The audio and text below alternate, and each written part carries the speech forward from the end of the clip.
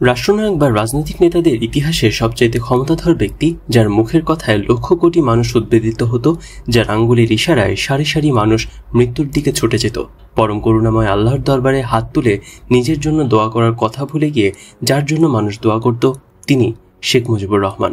কেউ কেউ তাকে জাতির পিতা বঙ্গবন্ধু শেখ মুজিবুর রহমান বলেন, কেউ বলেন না। এদেশের বেশিরভাগ মানুষ জাতির পিতা বঙ্গবন্ধু বলেন না, স্বীকার করেন না এবং মানেন না। কিন্তু তিনি যে বাংলাদেশের প্রধানমন্ত্রী এবং রাষ্ট্রপতি, এটা সকলেই স্বীকার করেন।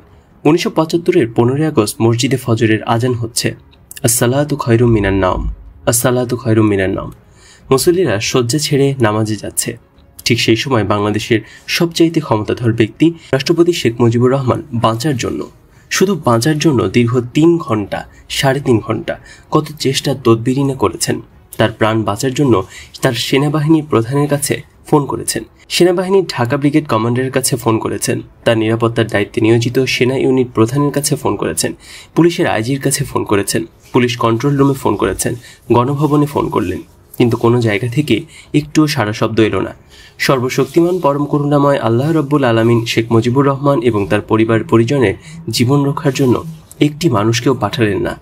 যে ব্যক্তির এত লোকজন, এত ঢাল তলোয়ার, এত অনুসারী, এত ক্ষমতা, তাকে সাহায্য করতে, তার প্রাণ বাঁচাতে কেউই এগিয়ে এলো না।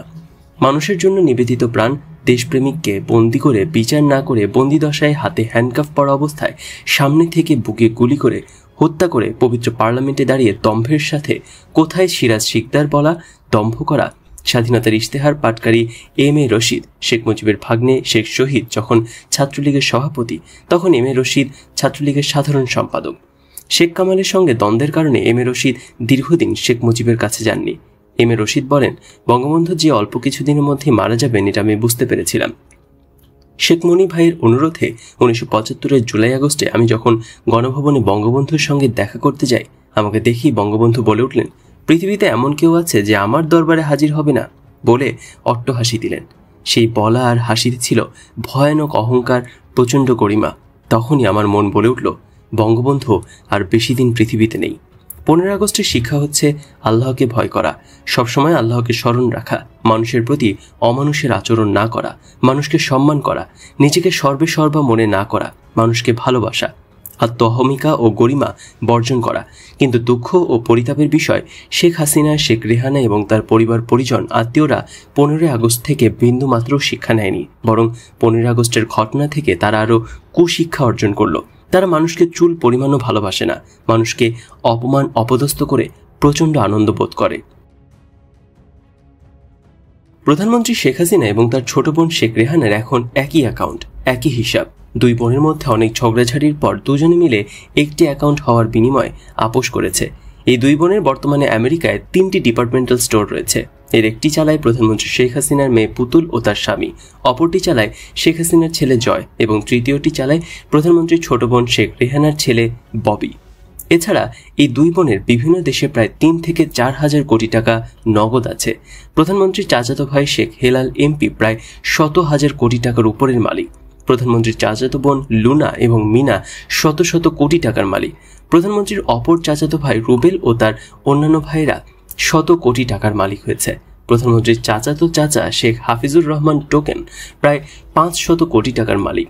প্রধানমন্ত্রীর বাবার ফুফাতো ভাইয়ের ছেলে প্রধানমন্ত্রীর এপিএস বাহাউদ্দিন নাসিম এবং তার চাচাতো ভাই প্রধানমন্ত্রীর চিফ সিকিউরিটি নজিম আহমেদ নজিম এবং তার ভাইরা মিলে বর্তমানে কয়েক হাজার কোটি টাকার মালিক হয়েছে।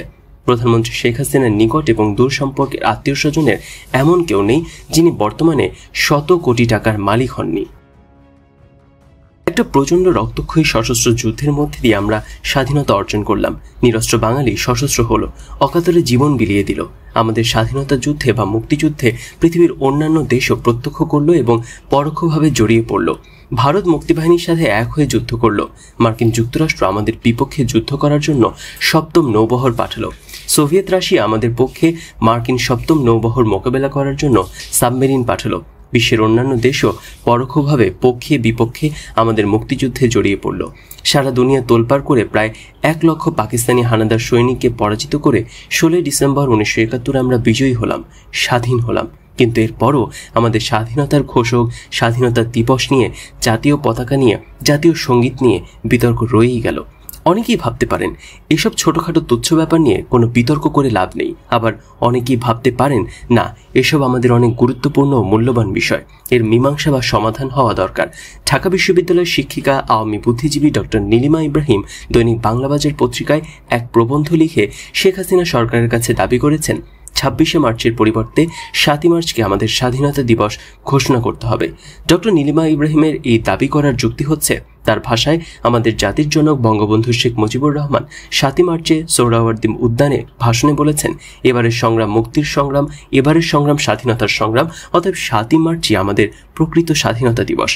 এক মুক্তিযোদ্ধা দাবি করেছেন, বর্তমানে আমরা জাতীয় সঙ্গীত হিসেবে যে রবীন্দ্রসঙ্গীতটি আমার সোনার বাংলা আমি তোমায় ভালোবাসি এটি গাই, এটি আমাদের প্রকৃত জাতীয় সঙ্গীত নয়।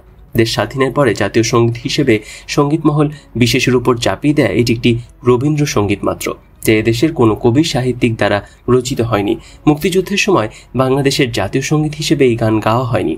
আমাদের মুক্তিযুদ্ধের সময় এদেশের মানুষ স্বতঃস্ফূর্তভাবে জাতীয় সঙ্গীত হিসেবে যে গানটি গেয়েছিল, যে গান গেয়ে মুক্তিযুদ্ধের সময় আমাদের স্বাধীন বাংলা বেতার কেন্দ্র খোলা হতো এবং বন্ধ হতো, আমরা মুক্তিযোদ্ধারা ট্রেনিংয়ে সময় জাতীয় সঙ্গীত হিসেবে যেই গান গেয়ে জাতীয় পতাকা উত্তোলন করতাম, সেই জয় বাংলা, বাংলার জয় গানটি আমাদের জাতীয় সঙ্গীত। অতএব এই গানকেই পুনরায় জাতীয় সঙ্গীত হিসেবে প্রতিষ্ঠিত করা হোক। অপর এক মুক্তিযোদ্ধা পত্রিকায় দাবি করেছে, বর্তমানে যে পতাকাকে জাতীয় পতাকা হিসেবে উত্তোলন করা হয়, এই পতাকা প্রকৃত জাতীয় পতাকা নয়। বর্তমান পতাকা হচ্ছে প্রকৃত জাতীয় পতাকার পরিবর্তিত রূপ, যা স্বাধীনতার পরে চাপিয়ে দেওয়া হয়।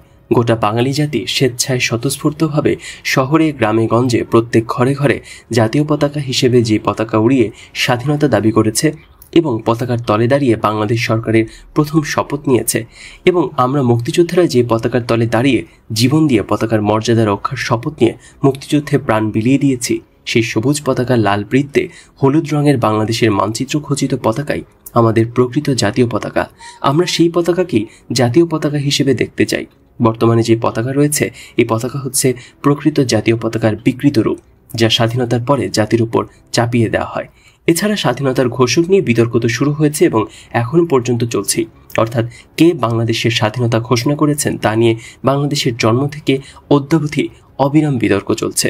কিন্তু সত্যি বলতে, কে বাংলাদেশের স্বাধীনতার ঘোষক, এই বিতর্কের অবসান বা সর্বজন সমাধান কখনোই হয়নি। কেউ বলেছেন শেখ মুজিবুর রহমানই স্বাধীনতা ঘোষণা করেছেন, কেউ বলেছেন জিয়াউর রহমানই স্বাধীনতা ঘোষণা করেছেন। যখন যিনি ক্ষমতায় যাচ্ছেন বা এই দুজনের মধ্যে যখন যার সমর্থকরা রাষ্ট্রীয় ক্ষমতায় যাচ্ছেন, রেডিও টেলিভিশনে তাকেই স্বাধীনতার ঘোষক বলে প্রচার চালিয়ে যাচ্ছেন। কিন্তু আসলে কে স্বাধীনতার ঘোষণা করেছেন? গভীরভাবে একাগ্রচিত্রে এর অনুসন্ধান এবং গবেষণা ও বিচার করা একান্ত জরুরি দরকার। আমরা মুক্তিযুদ্ধ করে দেশ স্বাধীন করলাম আর আমাদের স্বাধীনতার প্রকৃত ঘোষক খুঁজে বের করতে পারবো না, এটা হতে পারে না। আমরা যদি আমাদের স্বাধীনতার ঘোষক খুঁজে না পাই, তাহলে তো আগামী প্রজন্ম একদিন আমরা যে দেশ স্বাধীন করেছি সেটাও খুঁজে পাবে না। আমাদের স্বাধীনতার ঘোষক আমাদের খুঁজে পেতে হবে। গবেষণা, অনুসন্ধান এবং বিশ্লেষণের প্রয়োজনে আমাদের অতীতে ফিরে যেতে হবে। 1970 সালে পাকিস্তানের ঔপনিবেশিক কাঠামোতে যে নির্বাচন হয়, সেই নির্বাচনে গোটা 7.5 কোটি বাঙালি জাতি শেখ মুজিবুর রহমানকে একক এবং অদ্বিতীয় নেতা হিসেবে নির্বাচিত করে। 200 বছর পরাধীন থাকা বাঙালি জাতি স্বাধীনতার জন্য মুক্তি পাগল হয়ে শতকরা 95% ভোট নিয়ে শেখ মুজিবুর রহমানকে তাদের নেতা হিসেবে নির্বাচন করে। বাঙালি জাতি তার সমস্ত আশা আকাঙ্ক্ষা, স্বপ্ন এবং পরাধীনতার শৃঙ্খল থেকে মুক্তি পেতে স্বাধীনতার ঘোষণা দেওয়ার সকল দায় দায়িত্ব শেখ মুজিবুর রহমানের উপর এককভাবে ন্যস্ত করে। গ্রামে গঞ্জে, শহরে বন্দরে সর্বত্র স্বাধীনতা পাগল কৃষক, শ্রমিক, ছাত্র জনতার মুখে একটাই স্লোগান, একটাই দাবি, পাকিস্তানের মুখে লাথি মারো, বাংলাদেশ স্বাধীন করো। মুক্তিপাগল বাঙালি বাঁশের লাঠি নিয়ে পাকিস্তান বাহিনী মোকাবেলা করার জন্য প্রস্তুত হলো। 2রা মার্চ মাঠে ঘাটে, বাজারে, গ্রামে গঞ্জে, শহরে, বাড়িঘরে, রাস্তাঘাটে দেশের সর্বত্র বাঙালি জাতি তার প্রিয় পতাকা, স্বাধীন বাংলার পতাকা টাঙিয়ে দিল। সবুজ পতাকার লাল বৃত্তে হলুদ রঙের বাংলাদেশের মানচিত্র খচিত স্বাধীন বাংলার পতাকা সারা বাংলার আকাশে পতপত করে উঠতে লাগলো। ঢাকা বিশ্ববিদ্যালয় সহ দেশের অনেক জায়গায় কাঠের রাইফেল দিয়ে অস্ত্র চালানোর মহড়া চলতে লাগলো। এমনই পরিবেশে এবং পরিস্থিতিতে শেখ মুজিবুর রহমান 7ই মার্চে রেসকোর্স ময়দানে জনসভা ডাকলেন। 7ই মার্চে রেসকোর্সের জনসভায় লক্ষ লক্ষ লোক বাঁশের লাঠি নিয়ে সমবেত হলো। এই জনসভায় ভাষণ দেওয়ার জন্য শেখ মুজিবুর রহমান তাজউদ্দিন আহমেদ এবং ডক্টর কামাল হোসেনকে একটি বক্তৃতা লিখে দেওয়ার জন্য দায়িত্ব দিলেন। তিনি তাজউদ্দিন আহমেদ এবং ডক্টর কামাল হোসেনকে বললেন, তোমরা আমার 7ই মার্চের বক্তৃতার পয়েন্ট তৈরি করে আমাকে দেবে এবং আমি ওই পয়েন্টের উপর নিজের ভাষায় বক্তৃতা করব। তিনি আরও বললেন, তোমরা বক্তৃতার পয়েন্টগুলো এমনভাবে করবে যাতে আমি ওই পয়েন্টগুলো বক্তৃতায় বললে পাকিস্তান কাঠামোয় কোনো ক্ষতি না হয় এবং পাকিস্তান আইনে তা যেন বেইমানি না হয়। তাজউদ্দিন আহমেদ এবং ডক্টর কামাল হোসেন দুজনে মিলে শেখ মুজিবুর রহমানের 7 মার্চের ঐতিহাসিক ভাষণের পয়েন্ট তৈরি করে দেন এবং 7 মার্চে শেখ মুজিবুর রহমান যখন বক্তৃতা দিতে থাকেন তখন তাজউদ্দিন আহমেদ বক্তৃতার ডায়াসের নিচে বসে বক্তৃতার পয়েন্টগুলো মিলিয়ে দেখতে থাকেন। শেখ মুজিবুর রহমান, তাজউদ্দিন আহমেদ, ডক্টর কামাল হোসেন এবং অন্যান্য নেতাদের বলেন, এবার আমাকে পাকিস্তানের ক্ষমতা দিতে হবে। যদি আমাকে ক্ষমতা না দেয় তাহলে তোমাদের যা করার তোমরা তা করবে। এই কথাগুলো 31 অক্টোবর শনিবার 1998 সন্ধ্যা 7টায় 122-124 মতিঝিল মেট্রোপলিটন চেম্বার বিল্ডিংয়ের 3য় তলায় তার নিজের চেম্বারে বসে ডক্টর কামাল হোসেন নিজের মুখে বলেছেন। ডক্টর কামাল হোসেন আরও বলেছেন এবং দৃঢ়তার সাথে বলেছেন, তিনি এবং ব্যারিস্টার আমিনুল ইসলামই শেষ দুই ব্যক্তি যারা 1971 সালের 25 মার্চ রাতে ধানমন্ডি 32 নম্বরে বঙ্গবন্ধুর বাসা থেকে বঙ্গবন্ধুর সাথে কথা বলে বেরিয়ে এসে সোজা তাজউদ্দিন আহমেদের বাসায় যান, কিন্তু তখন পর্যন্ত শেখ মুজিবুর রহমান স্বাধীনতা ঘোষণার বিষয়ে কিছুই বলেননি। ডক্টর কামাল হোসেন তাজউদ্দিন আহমেদের বাসায় থাকতেই রাত 12:30-1টায় কুমিল্লা থেকে নির্বাচিত MNA member of national assembly Muzaffar সাহেব এসে খবর দেন যে পাকিস্তান আর্মি পিলখানা অর্থাৎ বর্তমান BDR headquarter, Rajarbagh police headquarter এবং নিরীহ সাধারণ মানুষের উপর আক্রমণ করেছে। এই সংবাদ শোনার পর তাজউদ্দিন আহমেদ সহ সকলেই যার যার নিরাপদ স্থানে পালিয়ে যান। 25 মার্চ বা তারপরে কবে, কোথায়, কার কাছে এবং কিভাবে শেখ মুজিবুর রহমান স্বাধীনতা ঘোষণা করেছেন তা জিজ্ঞেস করা হলে ডক্টর কামাল হোসেন বলেন, এটা আমার জানা নেই। শুনেছেন কিনা জিজ্ঞেস করা হলে ডক্টর কামাল বলেন, না আমি শুনিনি, আমাকে কেউ বলেনি। কবে কোন সময় বঙ্গবন্ধুকে গ্রেফতার করা হয় জানতে চাইলে ডক্টর কামাল হোসেন বলেন, এ বিষয়ে সবচাইতে ভালো বলতে পারবেন বর্তমান প্রধানমন্ত্রী শেখ হাসিনা, কেননা তিনি তখন বঙ্গবন্ধু কন্যা হিসেবে ওই বাড়িতেই ছিলেন। একমাত্র বঙ্গবন্ধু পরিবারের সদস্য ছাড়া এইসবের সঠিক উত্তর অন্য কেউ দিতে পারবে না। ডক্টর কামাল হোসেনকে এপ্রিল মাসের 4 তারিখে গ্রেফতার করা হয়। 4 এপ্রিল 1971 ডক্টর কামাল গ্রেপ্তার হওয়া পর্যন্ত শেখ মুজিবুর রহমান, তাজউদ্দিন আহমেদ সহ কারোর সাথে কোনো প্রকার যোগাযোগ তার হয়নি। 4 এপ্রিল গ্রেপ্তার করে ডক্টর কামাল হোসেনকে প্রথমে ঢাকা ক্যান্টনমেন্টে নিয়ে যাওয়া হয় এবং 5 এপ্রিল পাকিস্তানের রাজধানী রাওয়ালপিন্ডির হরিপুর জেলে নিয়ে যাওয়া হয়। পাকিস্তানের হরিপুর জেলে 5 এপ্রিল থেকে 28 ডিসেম্বর পর্যন্ত ডক্টর কামাল হোসেনকে রাখা হয়। এই জেলে ডক্টর কামালকে মানসিক নির্যাতন করা হয়। মোটা মোটা লোহার গ্রিল দিয়ে ঘেরা ছোট্ট একটি অন্ধকার প্রকোষ্ঠের বাইরে কখনই ডক্টর কামাল হোসেনকে বের করে দেওয়া হয়নি। ডক্টর কামাল হোসেনকে কখনই কোনো প্রকার সংবাদ বা রেডিও দেওয়া হতো না। 1971 সালের ডিসেম্বর মাসের মাঝামাঝি সময়ের পর হঠাৎ করে পাকিস্তান জেল কর্তৃপক্ষ ডক্টর কামাল হোসেনের সাথে সম্মানজনক আচরণ করতে শুরু করলে তিনি একটা বিরাট পরিবর্তন হয়েছে বলে মনে মনে ধারণা করেন। 28 ডিসেম্বর পাকিস্তানের হাজারা জেলার কাশিম শিয়ালা গেস্ট হাউসে ডক্টর কামাল হোসেন এবং বঙ্গবন্ধু শেখ মুজিবুর রহমান একসঙ্গে মিলিত হন। কেউ কেউ বলেছেন এবং দাবি করেছেন 1971 সালের 25 মার্চ দিবাগত রাত 12টার পর অর্থাৎ ঘড়ির সময় 26 মার্চ রাতে শেখ মুজিবুর রহমান টেলিগ্রামের মাধ্যমে বাংলাদেশের স্বাধীনতা ঘোষণা করেছেন। যদিও শেখ মুজিবুর রহমান নিজে কখনোই বলেননি 26 মার্চ তিনি স্বাধীনতা ঘোষণা করেছিলেন। তারপরও গবেষণা এবং বিচার বিশ্লেষণের প্রয়োজনে এই দাবি মেনে নিলে কি দেখা যাবে? টেলিগ্রাম হচ্ছে এমন একটি বিদ্যা যে এর জন্য একজন প্রেরক এবং একজন প্রাপক থাকতে হবে। শেখ মুজিবুর রহমান যদি এর প্রেরক হিসেবে টেলিগ্রামের মাধ্যমে স্বাধীনতার ঘোষণা পাঠিয়েই থাকেন তাহলে অবশ্যই একজন প্রাপক হিসেবে টেলিগ্রামটি পাঠিয়েছেন। সেই প্রাপকটিকে শেখ মুজিবুর রহমান টেলিগ্রামটি কার কাছে পাঠিয়েছিলেন, অর্থাৎ টেলিগ্রামের প্রাপক কে ছিলেন? আজ পর্যন্ত সেই সৌভাগ্যবান ব্যক্তিটির দেখা মিলল না, পরিচয় মিলল না। বলা হবে টেলিগ্রামের মাধ্যমে ঘোষণা পাঠানো হয়েছে, অথচ যার কাছে পাঠানো হয়েছে অনুসন্ধান করেও তার হদিস মিলবে না, ঐতিহাসিক প্রয়োজনীয় প্রাপকের সন্ধান মিলবে না। এটা সঠিক নয়। টেলিগ্রামে প্রেরক থাকলে অতি অবশ্যই প্রাপক থাকতে হবে। প্রাপক ছাড়া টেলিগ্রাম প্রেরণ করা যায় না এবং প্রাপক ছাড়া প্রেরকও থাকে না। যেহেতু প্রাপক নেই সেহেতু প্রেরকও ছিল না বলে টেলিগ্রামের স্বাধীনতা ঘোষণার বিষয়টি সমাপ্তি টানা যেতে পারে। অর্থাৎ 26 মার্চ রাতে টেলিগ্রামের মাধ্যমে শেখ মুজিবুর রহমান স্বাধীনতার ঘোষণার পক্ষে কোনো যুক্তি নেই এবং অনুসন্ধান, গবেষণা ও বিশ্লেষণ করে এর পক্ষে কোনো প্রমাণ খুঁজে পাওয়া যায়নি। তাছাড়া মুক্তিযুদ্ধের সফল নেতৃত্বদানকারী এবং বাংলাদেশের প্রথম প্রধানমন্ত্রী তাজউদ্দিন আহমেদ, অস্থায়ী রাষ্ট্রপতি সৈয়দ নজরুল ইসলাম, মনসুর আলী, ডক্টর কামাল হোসেন এবং অন্যান্য নেতৃবৃন্দ থাকতে তাদের কাছে স্বাধীনতার ঘোষণা না দিয়ে টেলিগ্রামের মাধ্যমে স্বাধীনতার ঘোষণার কোনো কারণ থাকতে পারে না। ডক্টর নীলিমা ইব্রাহিমের দাবি অনুযায়ী ৭ই মার্চের ভাষণে জাতির জনক বঙ্গবন্ধু শেখ মুজিবুর রহমান স্বাধীনতা ঘোষণা করেছেন। ৭ই মার্চই আমাদের স্বাধীনতা দিবস। যদি তাই হবে তবে শেখ মুজিবুর রহমান ১৯৭২ সালের ১০ই জানুয়ারি স্বাধীন সার্বভৌম বাংলাদেশে ফিরে তো বললেন না যে আমি ৭ই মার্চে স্বাধীনতা ঘোষণা করেছি এবং ৭ই মার্চে আমাদের স্বাধীনতা দিবস। উপরন্তু তিনি স্বাধীন দেশের সরকার প্রধান হিসেবে ২৬শে মার্চকেই স্বাধীনতা দিবস হিসেবে প্রথম পছন্দ করেছেন।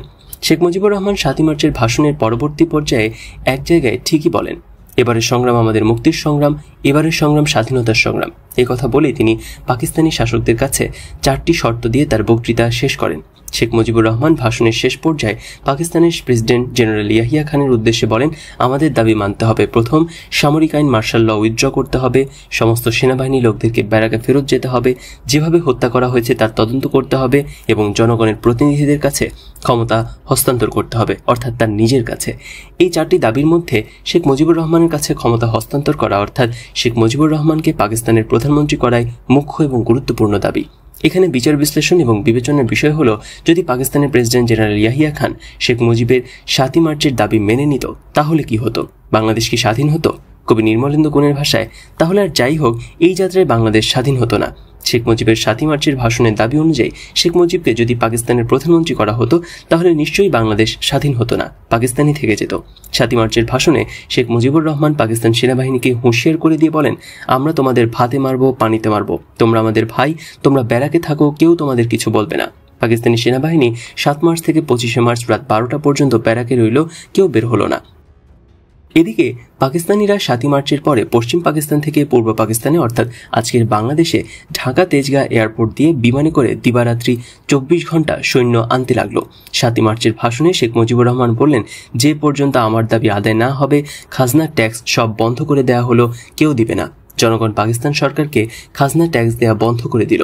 শেখ মুজিবুর রহমান আরও বললেন, এই পূর্ব বাংলা থেকে পশ্চিম পাকিস্তানে ১ পয়সাও পাচার হতে পারবে না। ৩ ঘন্টা ব্যাংক খোলা থাকবে শুধু কর্মচারীরা মায়নাপত্র নেয়ার জন্য।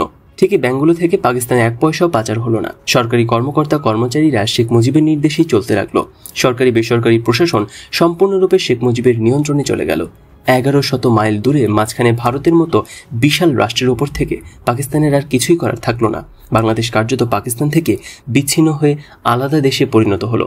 ৭ই মার্চের ভাষণে শেখ মুজিবুর রহমান পাকিস্তান থেকে আর একটিও সৈন্য যেন পূর্ব বাংলায় না আসতে পারে এই কথাটি বলায় বিমানে করে পাকিস্তান থেকে সৈন্য আসতেই লাগলো।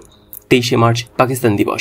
এই পাকিস্তান দিবসে একমাত্র শেখ মুজিবুর রহমানের ধানমন্ডির বাড়ি ছাড়া এই বাংলার সরকারি বেসরকারি কোনো অফিস আদালতে এবং কোথাও পাকিস্তানি পতাকার চিহ্নমাত্র দেখা যায়নি। দেশের সর্বত্রই উঠছিল স্বাধীন বাংলার পতাকা। কেবলমাত্র শেখ মুজিবুর রহমানের বাড়িতে একমাত্র পাকিস্তানি পতাকা উত্তোলন করা হয়েছিল।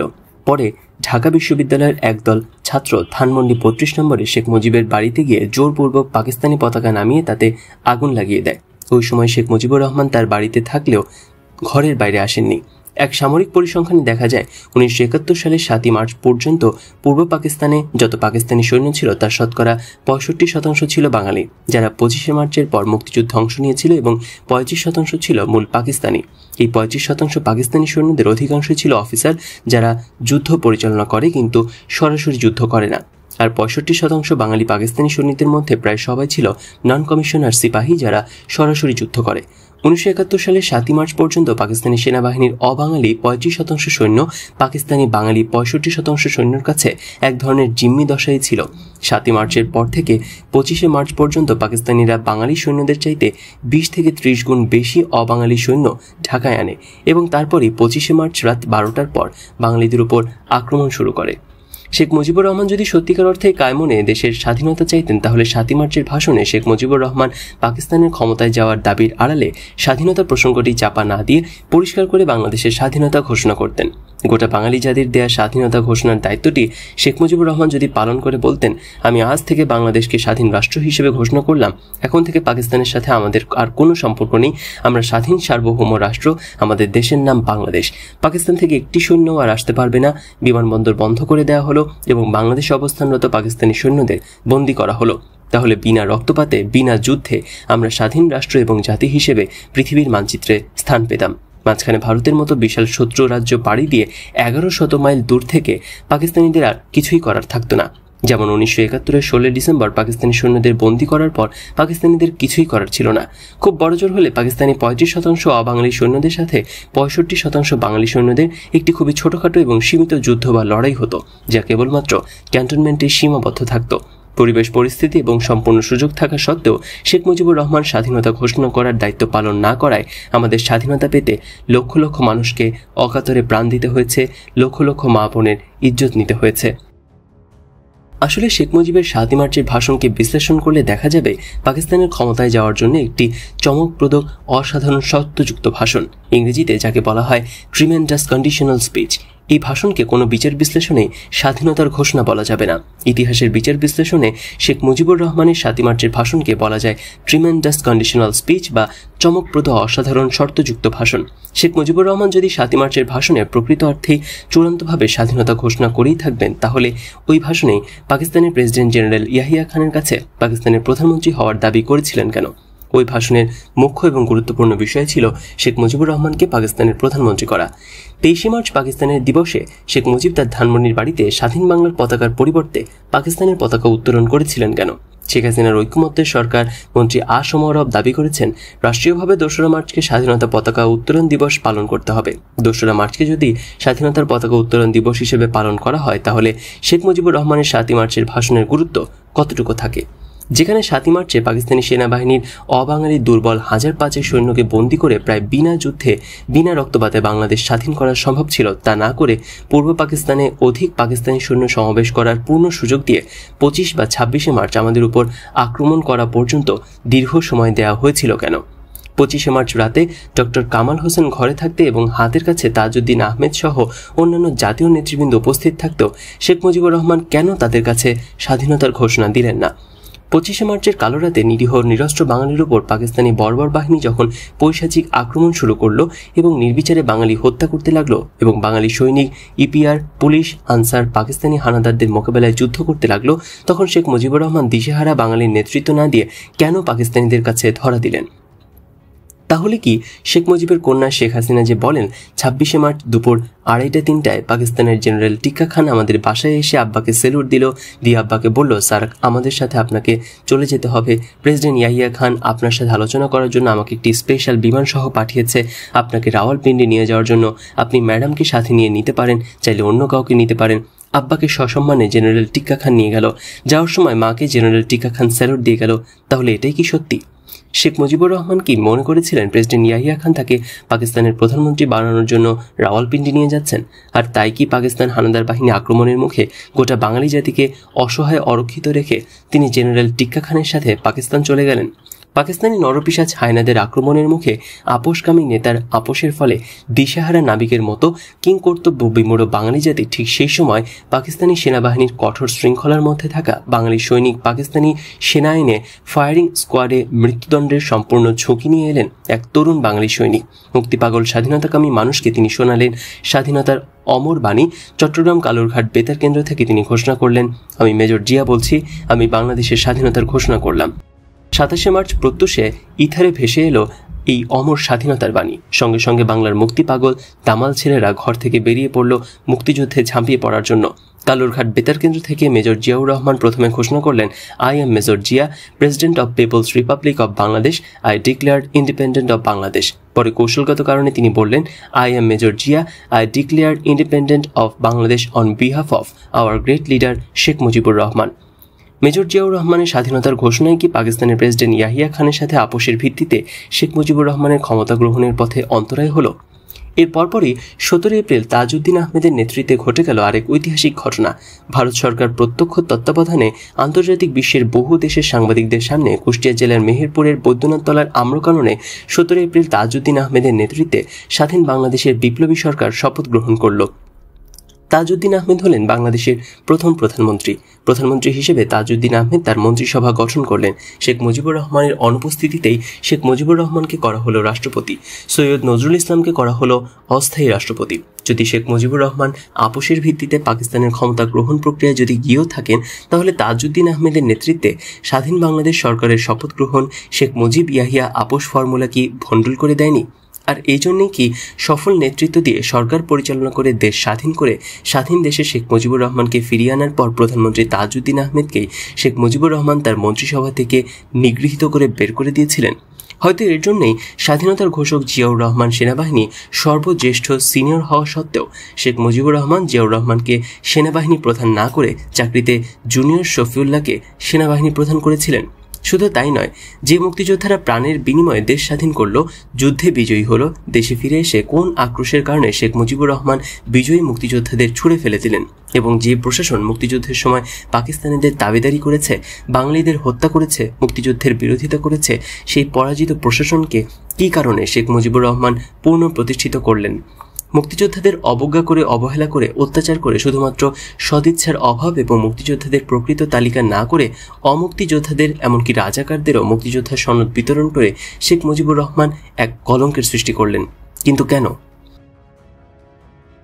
1971 সালের 25শে মার্চ পাকিস্তানি সৈন্যরা দৈনিক ইত্তেফাক পত্রিকা জ্বালিয়ে দিলে তড়িৎ গতিতে পাকিস্তানের প্রেসিডেন্ট ইয়াহিয়া খান ইত্তেফাকের মালিক ব্যারিস্টার মইনুল হোসেনের ক্ষতিপূরণ বাবদ নগদ 10 লক্ষ টাকা দেয় এবং মুক্তিযুদ্ধের সময় মইনুল হোসেনরা লন্ডন, জার্মানি ঘুরে অত্যাধুনিক অফসেট মেশিন কিনে আনলেন, কিন্তু মুক্তিযুদ্ধে অংশ নিলেন না। পাকিস্তান হানাদার কবলিত গোটা সময়, অর্থাৎ মুক্তিযুদ্ধের গোটা 9 মাস, মইনুল হোসেনরা পাকিস্তান প্রেস থেকে বিনা পয়সায় ইত্তেফাক পত্রিকা বের করলেন। বলা বাহুল্য, ওই সময় ইত্তেফাক পাকিস্তানি জেনারেল ইয়াহিয়া খান, টিক্কা খান, ফরমান আলী, নিয়াজি এবং পাকিস্তানি অন্যান্য জেনারেল এবং সৈন্যদের এবং ঘাতক গোলাম আজম সহ অন্যান্য আলবদর রাজাকারদের প্রশংসা করে খবর ছাপাত। আর মুক্তিযোদ্ধাদের বলা হতো দেশদ্রোহী ভারতীয় চর। অর্থাৎ ইত্তেফাক তখন মুক্তিযুদ্ধের বিপক্ষে অবস্থান নিয়ে পাকিস্তানের দাবিদারি এবং দালালিতে লিপ্ত ছিল, এবং দালালি এবং দাবিদারির পুরস্কার হিসেবে পাকিস্তান সরকারের সমস্ত বিজ্ঞাপন ইত্তেফাক পেত। অপ্রত্যাশিতভাবে হঠাৎ 16 ডিসেম্বর দেশ স্বাধীন হয়ে যাওয়া ইত্তেফাকের মালিক আনোয়ার হোসেন মঞ্জুরা পাকিস্তান সরকারের কাছ থেকে দালালি এবং দাবিদারির পুরস্কার স্বরূপ পাওয়া বিজ্ঞাপনের বিলের টাকা নিতে পারেনি।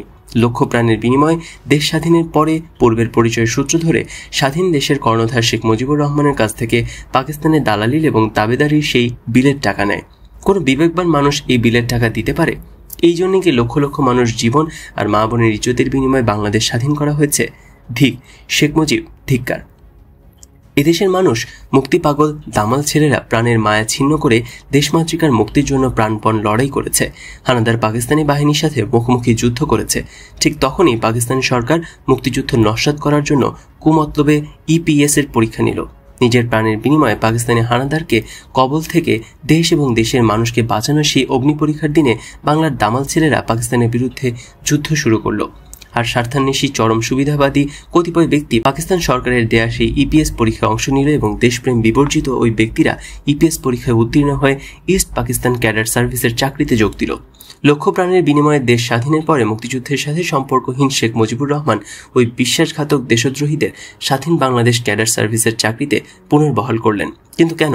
ন্যূনতম বিবেক থাকলেও কি এটা সম্ভব? ধিক শেখ মুজিব, ধিক। মানুষের জন্য নিবেদিত প্রাণ, দেশপ্রেমিক সর্বহারা দলের নেতা কমরেড সিরাজ শিকদারকে বিনা বিচারে বন্দিদশায় হাতে হ্যান্ডকাফ পরা অবস্থায় সম্মুখ থেকে গুলি করে হত্যা করে মহান জাতীয় সংসদ দাঁড়িয়ে আজ কোথায় সিরাজ শিকদার পরে আস্ফালন করে শেখ মুজিব হয়েছেন বিবেকহীন এক পুরুষ। তুমি যা চেয়েছিলে তাই হয়েছ। তুমি চেয়েছিলে যেন তেন প্রকারে একেবারে শুধু ক্ষমতায় যাওয়া, তাই হয়েছ। দেশের জন্য, জাতির জন্য কিছু করতে হলে যে ত্যাগ স্বীকার করা প্রয়োজন তা তুমি কখনোই করতে প্রস্তুত ছিলে না। প্রথম থেকে শুধু ক্ষমতায় যাওয়ার জন্য তিনি সর্বদা ব্যস্ত ছিলে, তাই হয়েছে। লেখা 15 জুন 1996। না, তুমি দেশের জন্য কিছুই করতে পারবে না, কেননা দেশের জন্য কিছু করার মন তোমার নেই। মানুষের জন্য কিছু করার মন তোমার নেই বলে তোমার ইচ্ছাও নেই, আর ইচ্ছে নেই বলেই তোমার উপায়ও নেই। যদি তোমার ইচ্ছে থাকতো তাহলে কিছু একটা উপায় হতো, কিন্তু জাতির জন্য কিছু করার ইচ্ছে তোমার নেই, কাজেই উপায়ও নেই। 15 ডিসেম্বর 1996। আমরা তোমাকে ক্ষমা করতে চাই, কিন্তু কোনো বিচারেই ক্ষমা করতে পারি না। তুমি ক্ষমার অযোগ্য। তুমি প্রার্থনা করো আল্লাহ রাব্বুল আলামিন যেন তোমাকে ক্ষমা করার সামর্থ্য আমাদের দেন। 27 ফেব্রুয়ারি 1997। 1981 সালে 12 জুন যখন তুমি পিতার ধানমন্ডি 32 নম্বর বাড়িটি এবং অলংকার সহ যাবতীয় জিনিস 72 পৃষ্ঠার ইন্ডাস্ট্রিতে সই করে বুঝে নিচ্ছিলে, তখনই মনে হচ্ছিল তুমি মানুষ নও, অন্য কিছু। তুমি যখন খুঁটিয়ে খুঁটিয়ে সব বুঝে নিচ্ছিলে, সবাই হতবাক হয়ে তোমার দিকে তাকিয়েছিল। কিরকম ধীর স্থির এবং অবলীলাক্রমে তুমি বলেছিলে, আমার কানের দুল 3টা কই, আমার নাকের ফুল 2টা কই, আমার হাতের 40টা চুড়ি কই, ইত্যাদি ইত্যাদি তুমি বলেছিলে। আর সরকারি কর্তৃপক্ষ একটা একটা করে সব বুঝিয়ে দিচ্ছিল। সেই দিনটার কথা আমার আজও মনে আছে। সেই দিন তোমাকে দেখে মনেই হয়নি যে এই বাড়িতে তোমার পিতৃকুলের সব শেষ হয়ে গেছে। তুমি এমনভাবে গুনে গুনে প্রায় 70 লক্ষ টাকার গয়নাসহ অন্যান্য মালামাল বুঝে নিলে যে তাতে মনে হলো তুমি মানুষ নাও, অন্য কিছু। কারো লেখা পড়ো না, কোনো বই পড়ো না, ভালো কথা শোনো না। তোমার নাম শেখ হাসিনা। তুমি পিতৃমাতৃহীন স্বামী কর্তৃক পরিত্যক্ত এক রমণী। তোমার মেয়ের ভাষায় তুমি বহুরূপী। তোমার প্রিয় গৃহভৃত্য রমাকান্ত, যাকে তুমি ভালোবাসতে, সেও তোমাকে ভালোবাসত, কিন্তু সেও তোমার কাছে রইল না। তুমি এমন এক প্রাণী।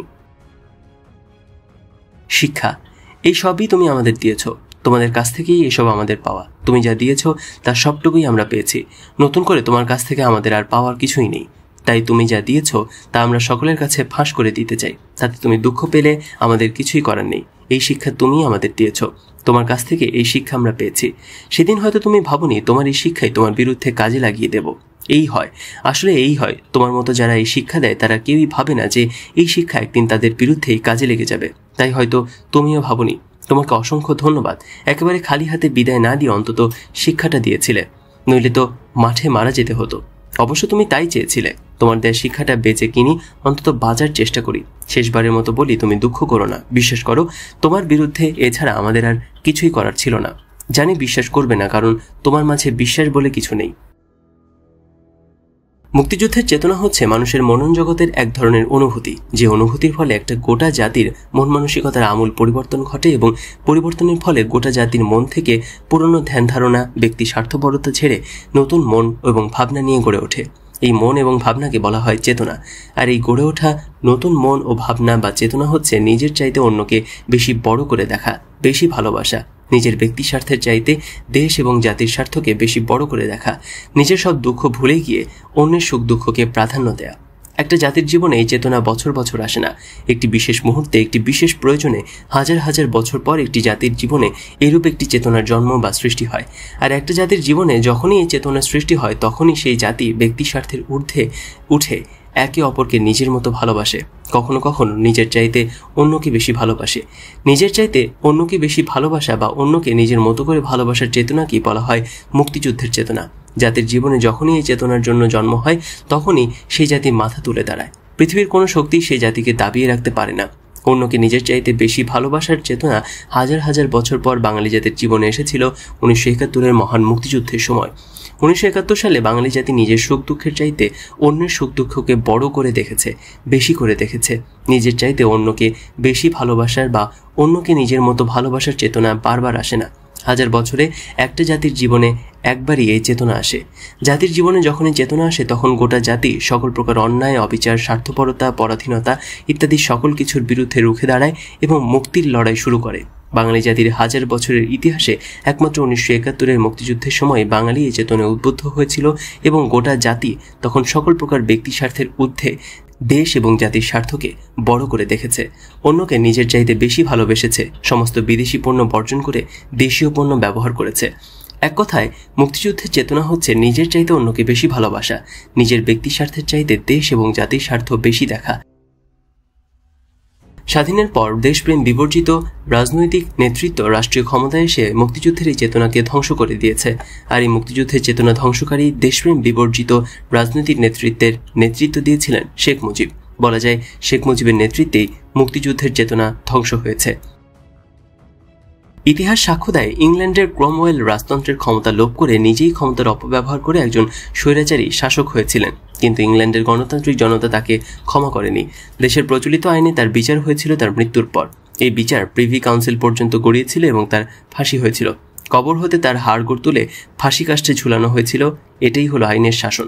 1975-এ 15 আগস্ট মুজিব হত্যার প্রতিবাদে যুদ্ধ করে দেশের যেই ক্ষতি করেছি, সেই অপরাধে আমার ফাঁসি চাই। স্বাধীনতার ঘোষক মুক্তিযোদ্ধা রাষ্ট্রপতি জিয়াউর রহমান হত্যার ষড়যন্ত্রের কথা জেনেও তা প্রকাশ না করায় এবং হত্যাকারীদের সঙ্গে সম্পৃক্ত থাকার অপরাধে আমার ফাঁসি চাই। 1983-এর মধ্য ফেব্রুয়ারি ঢাকা বিশ্ববিদ্যালয়ের ছাত্র জয়নাল এবং জাফর এবং 1984-এর ফেব্রুয়ারি সেলিম ও দেলোয়ার হত্যায় শেখ হাসিনার পরিকল্পনা এবং ষড়যন্ত্রে অংশ নিয়ে যে অপরাধ করেছি, তার জন্য আমার ফাঁসি চাই।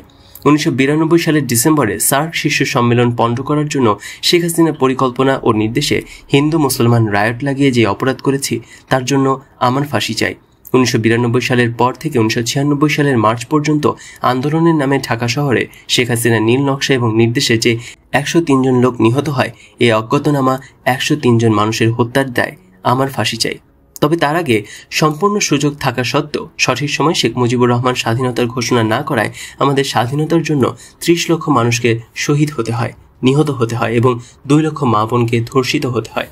এই 30 লক্ষ মানুষকে হত্যা এবং 2 লক্ষ নারী ধর্ষিত হওয়ার জন্য শেখ মুজিবুর রহমানের মরণোত্তর ফাঁসি চাই। মুক্তিযুদ্ধের চেতনা ধ্বংস করার অভিযোগে শেখ মুজিবুর রহমানের মরণোত্তর বিচার চাই, শাস্তি চাই। যে মুক্তিযোদ্ধারা যুদ্ধ করে দেশ স্বাধীন করেছে এবং দেশ স্বাধীন করে শেখ মুজিবুর রহমানকে স্বাধীন দেশে ফিরিয়ে এনেছে, স্বাধীনতার পর ভারত থেকে সেই প্রকৃত মুক্তিযোদ্ধাদের তালিকা না এনে রাজাকার আলবদর সহ ভুয়া ব্যক্তিদের মুক্তিযোদ্ধার সার্টিফিকেট দেওয়ার অভিযোগে শেখ মুজিবুর রহমানের মরণোত্তর বিচার চাই, শাস্তি চাই। ক্ষমা না চাইতে স্বাধীনতা বিরোধী রাজাকার আল বদরের ঢালাওভাবে ক্ষমা ঘোষণা করার অপরাধে শেখ মুজিবুর রহমানের মরণোত্তর শাস্তি চাই। মহান বিপ্লবী নেতা কমরেড সিরাজ শিকদারকে বন্দী অবস্থায় বিনা বিচারে গুলি করে হত্যা করার অপরাধে শেখ মুজিবুর রহমানের মরণোত্তর ফাঁসি চাই। সিরাজ শিকদারকে খুন করে পার্লামেন্টে দাঁড়িয়ে আজ কোথায় সিরাজ শিকদার বলে দম্ভক্তি করে পবিত্র পার্লামেন্টকে অপবিত্র করার অপরাধে শেখ মুজিবুর রহমানের মরণোত্তর শাস্তি চাই। জনগণের ভোট দেওয়ার অধিকার, মিছিল করার অধিকার, দল করার অধিকার এবং সংবাদপত্রের স্বাধীনতা হরণ সহ সংবিধানের মৌলিক অধিকার হরণ করে জাতির উপর একদলীয় শাসন এবং শোষণ চাপিয়ে দেওয়ার অপরাধে শেখ মুজিবুর রহমানের মরণোত্তর বিচার চাই, শাস্তি চাই। 1975 সালের 15 আগস্ট শেখ মুজিবুর রহমান নিহত হওয়ার পর অনেক চেষ্টা এবং কষ্টের পর শিক্ষিত ছাত্র যুবকদের মাঝে মুক্তিযুদ্ধের চেতনা ফিরিয়ে আনার ধারার সূচনা হয়েছিল। ছাত্র যুবকরা ভাবতে শুরু করেছিল রাজনীতি হচ্ছে মানুষকে দেওয়ার জন্য, পাওয়ার জন্য নয়। কিন্তু শেখ হাসিনা দেশে এসে সন্ত্রাসী, চোরাকারবারি, কালোবাজারি, ঘুষখোরদের রাজনীতিতে টেনে আনে এবং কালো টাকাকে রাজনীতির চালিকা শক্তিতে পরিণত করেছে ও রাজনীতি থেকে সকল প্রকার নীতি আদর্শ ঝেঁটিয়ে বিদায় করে প্রতিষ্ঠিত করেছে নীতিহীন এক রাজনীতি। এই অপরাধে শেখ হাসিনার বিচার চাই, শাস্তি চাই। ভারতে বসে স্বাধীনতার ঘোষক মুক্তিযোদ্ধা রাষ্ট্রপতি জিয়াউর রহমানকে হত্যার ষড়যন্ত্র ও পরিকল্পনা করে 1981 সালের 30 মে তা বাস্তবায়িত করার অপরাধে শেখ হাসিনার ফাঁসি চাই। 1982 সালে জনগণ কর্তৃক নির্বাচিত বিএনপি সরকার উৎখাত করে সামরিক সরকার প্রতিষ্ঠিত করার ষড়যন্ত্রে লিপ্ত থাকার অপরাধে শেখ হাসিনার বিচার চাই, শাস্তি চাই। সামরিক স্বৈরাচার জেনারেল এরশাদকে হাতের মুঠোয় রাখার জন্য ষড়যন্ত্র এবং পরিকল্পনা করে ছাত্র আন্দোলনের নামে 1983 এর মধ্য ফেব্রুয়ারি ঢাকা বিশ্ববিদ্যালয়ের ছাত্র জাফর, জয়নাল এবং 1984 এর ফেব্রুয়ারিতে সেলিম এবং দেলোয়ার হত্যার অপরাধে শেখ হাসিনার ফাঁসি চাই। 1992 ডিসেম্বরে সার্ক শীর্ষ সম্মেলন পণ্ড করার জন্য হিন্দু মুসলমান সাম্প্রদায়িক রায়ট লাগিয়ে দেওয়ার অপরাধে শেখ হাসিনার শাস্তি চাই, বিচার চাই। 1992 থেকে 96 সালের মার্চ পর্যন্ত আন্দোলনের ইস্যু তৈরি করে ঢাকা শহরে 103 জন নিরীহ অজ্ঞাতনামা সাধারণ মানুষকে খুন করার অপরাধে শেখ হাসিনার ফাঁসি চাই। উপসংহারে বলতে চাই, সাবেক রাষ্ট্রপতি হোসেন মোহাম্মদ এরশাদের মতো ক্ষমতাসীন থাকাকালে শেখ হাসিনার ক্ষমতাচ্যুত হওয়ার সম্ভাবনা থাকলে শেখ হাসিনা দেশ থেকে পালিয়ে যাবেন এবং পালিয়ে যাওয়ার আগে শেখ হাসিনা কাশ্মীরের হিন্দু রাজার মতো ভারতীয় সেনাবাহিনী ডেকে এ দেশটাকে ভারতের দখলে দিয়ে যাবেন।